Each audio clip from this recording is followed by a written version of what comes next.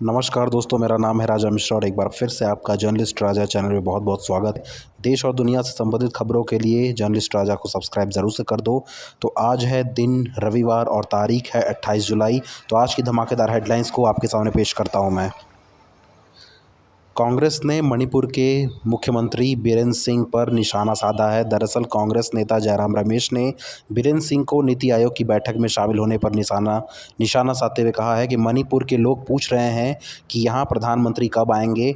यानी उन्होंने कहा कि मणिपुर के मुख्यमंत्री नीति आयोग में बैठक कर रहे थे, लेकिन वो वहाँ पर प्रधानमंत्री को मणिपुर में क्या चल रहा है इसके बारे में ज़रा भी नहीं बताए।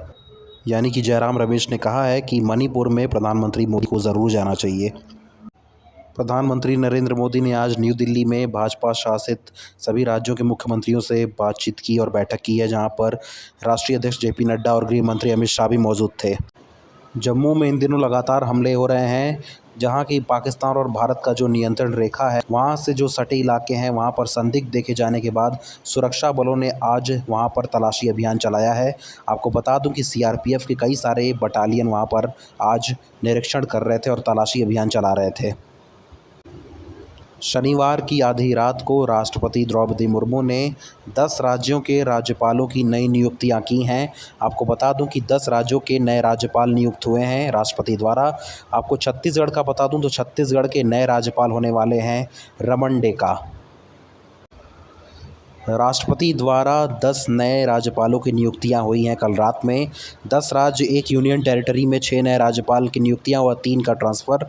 आपको बता दूं कौन कौन से राज्यपाल हैं तो हरिभाऊ बागड़े राजस्थान, रोमेन डेका छत्तीसगढ़, संतोष गंगवार को झारखंड का जिम्मा मिला है, ओम माथुर को सिक्किम का गवर्नर बनाया गया है। राजधानी दिल्ली के बहुचर्चित आईएएस कोचिंग जिसका नाम है राव कोचिंग, उसमें कल बेसमेंट में कल रात पानी भर गया बारिश होने के बाद, जहां 3 स्टूडेंट्स की लाइब्रेरी में मौत हो गई। बेसमेंट की लाइब्रेरी में 3 मिनट में 12 फीट तक पानी भर गया था, जिससे कई सारे स्टूडेंट वहां पर फंस गए थे। अभी भी वहां पर रेस्क्यू अभियान चलाया जा रहा है।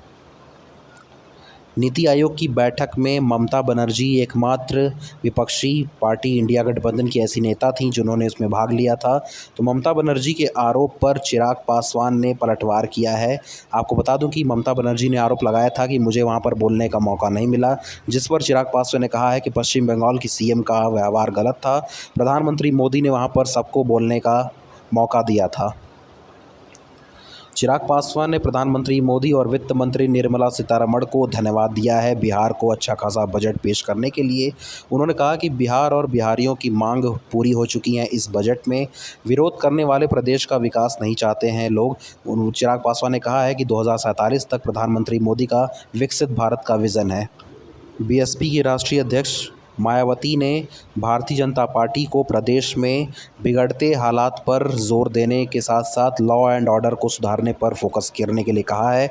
दरअसल मायावती ने कहा है कि भारतीय जनता पार्टी अपनी अंदरूनी रार पर ध्यान कम दे और प्रदेश को डेवलप करने में और लॉ एंड ऑर्डर सुधारने पर ज़्यादा फोकस करे। कांग्रेस ने केंद्र सरकार पर आरोप लगाया है। कांग्रेस नेता जयराम रमेश ने कहा है कि बाढ़ प्रभावित राज्यों को बजट देने में दोहरा मानदंड अपना रही है सरकार। दरअसल कांग्रेस नेता जयराम रमेश ने कहा है कि जिस राज्य में कांग्रेस का शासन है, जैसे हिमाचल प्रदेश हो गया, वहां पर बजट कम अलॉट हुआ है और मणिपुर और आसाम जैसे भाजपा शासित राज्यों को ज़्यादा तवज्जो दिया गया है इस बजट में। इस वजह से कांग्रेस नेता जयराम रमेश ने केंद्र सरकार को इस मुद्दे को लेकर घेरा है। इजराइल के प्रधानमंत्री बेंजामिन नेतन्याहू इन दिनों अमेरिका के दौरे पर हैं। वहीं शांति बहाली के दबाव के बीच अमेरिका में डोनाल्ड ट्रंप से मिले पीएम नेतन्याहू। उन्होंने कहा है कि युद्ध विराम पर हम लगातार काम कर रहे हैं, बहुत जल्द ही हम युद्ध को विराम देने वाले हैं। इटालियन प्रधानमंत्री जॉर्जिया मेलोनी पहली बार 5 दिवसीय बीजिंग दौरे पर पहुंची हैं। वहीं उनके पहुंचने पर चीनी अखबार ने लिखा है कि नाराज़ जिनपिंग को मनाने आई हैं मेलोनी। आपको बता दूं कि जॉर्जिया मेलोनी ने 2023 में चीन की BRI प्रोजेक्ट से अपना नाम हटवा लिया था, जिसके बाद से चीनी अखबारों ने यह लिखना शुरू कर दिया है कि जॉर्जिया मेलोनी पहली बार चीन में शी जिनपिंग को मनाने के लिए आई हैं, BRI प्रोजेक्ट को ठुकराने के बाद। विदेश मंत्री एस जयशंकर अपने 2 दिवसीय जापान दौरे पर आज पहुंच चुके हैं।